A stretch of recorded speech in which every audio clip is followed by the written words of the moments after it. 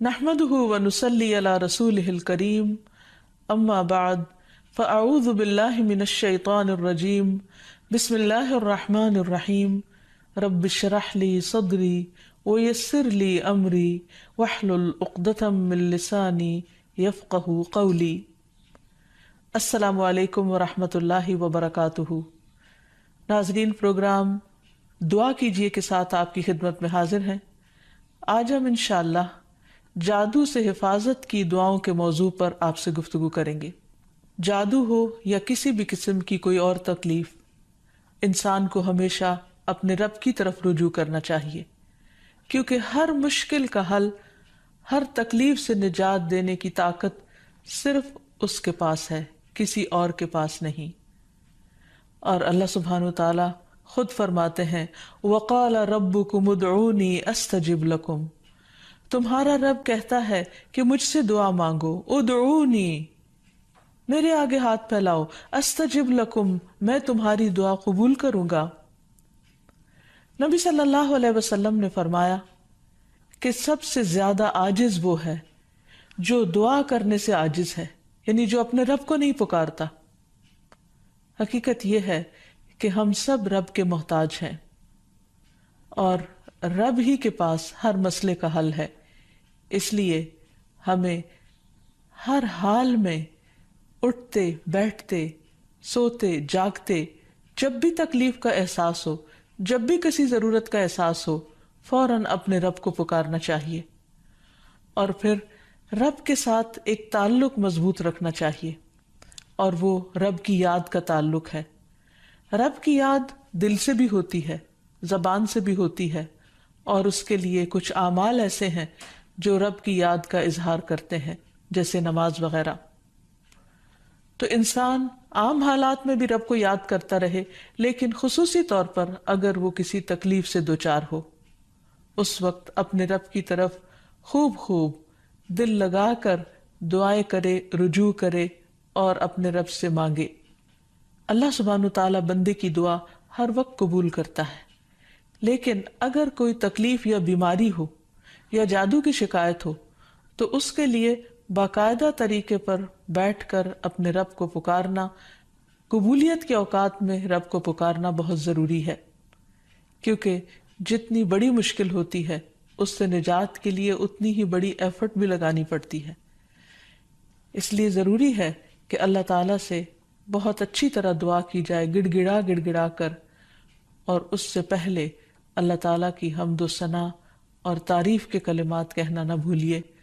سبحان اللہ والحمد للہ ولا الہ الا اللہ واللہ اکبر ولا حول ولا قوة الا باللہ۔ سبحان اللہ، پاک ہے اللہ، اللہ ہی کی تسبیح ہے، والحمد للہ، اب سب تعریف اللہ کے لیے ہے، ولا الہ الا اللہ، اور نہیں کوئی الہ مگر اللہ، واللہ اکبر، اور اللہ سب سے بڑا ہے، ولا حول ولا قوت الا باللہ، اور کسی قسم کی نیکی کرنے کی طاقت اور گناہ سے بچنے کی طاقت نہیں انسان کے پاس مگر اللہ ہی کی مدد سے۔ اسی طرح کسی بھی تکلیف اور کسی بھی بیماری سے نجات صرف اللہ سبحانہ وتعالیٰ کی مدد سے ہی ہو سکتی ہے۔ تو جہاں تک جادو کا تعلق ہے تو اس سلسلے میں یاد رکھیے کہ جادو کے بہرحال اپنے اثرات ہوتے ہیں مگر بإذن اللہ، اور اس سلسلے میں ہمیں یہ بھی یاد رہے کہ جادو کے اثرات نبی صلی اللہ علیہ وسلم پر بھی ہوئے تھے۔ حضرت عائشہ فرماتی ہیں کہ نبی صلی اللہ علیہ وسلم پر جادو کیا گیا اور اس کا اثر یہ ہوا تھا کہ آپ خیال فرماتے کہ کوئی کام آپ کر چکے ہیں، حالانکہ وہ کام ابھی آپ نے نہ کیا ہوتا، لیکن اس جادو کا کوئی تعلق نبی صلی اللہ علیہ وسلم کے فرائض منصبی سے نہیں تھا، یعنی آپ کے اوپر باقاعدہ وحی آتی تھی، آپ لوگوں کو تعلیم دیتے تھے، آپ کی جتنی بھی ذمہ داریاں ہیں ان کو بہت آسان طریقے سے پورا کر رہے تھے۔ ہاں، بعض اوقات عام روزمرہ کے کاموں میں کچھ خلل واقع ہو جاتا۔ اسی طرح حضرت عائشہ رضی اللہ تعالی عنہا پر بھی جادو کیا گیا۔ اس سلسلے میں عمرہ جو ان کی شاگرد ہیں وہ کہتی ہیں کہ ایک مرتبہ حضرت عائشہ بیمار ہو گئی اور ان کی بیماری کا دورانیہ بہت لمبا ہو گیا،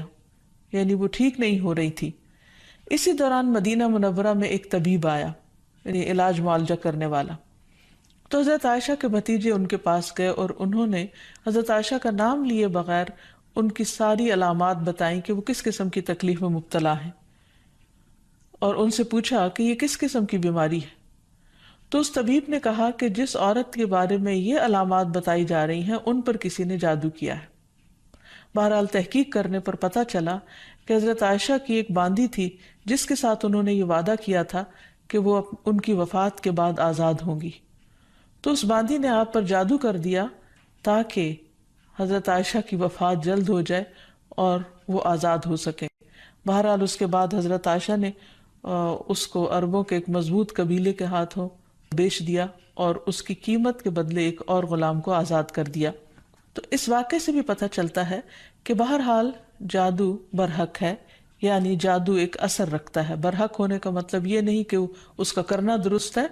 ہرگز نہیں، بلکہ جادو تو کفر ہے، جادو تو کبیرہ گناہوں میں سے ایک گناہ ہے، لیکن لوگ بہت سے اور کبیرہ گناہوں کی طرح اس گناہ کا بھی ارتکاب کرتے چلے جاتے ہیں۔ تو اس لیے اس بارے میں معلوم ہونا چاہیے انسان کو کہ یہ کس قسم کی بیماری ہے، کس قسم کی تکلیف ہے، اور اس کے مقاصد کیا ہیں اور اس کا علاج کیا ہے۔ سب سے پہلی بات تو یہ ہے کہ جادو عموماً دشمنی یا حسد کی وجہ سے کیا جاتا ہے، یا کسی سے کوئی انتقام لینے کے لیے، کوئی بدلہ لینے کے لیے، اور اس کا مقصد یہ ہوتا ہے کہ دوسرے کو تکلیف میں مبتلا کر دیا جائے۔ یہ بالکل ایسے ہی ہے جیسے لوگوں کو جسمانی طور پر تکلیف میں مبتلا کیا جاتا ہے کہ کسی کو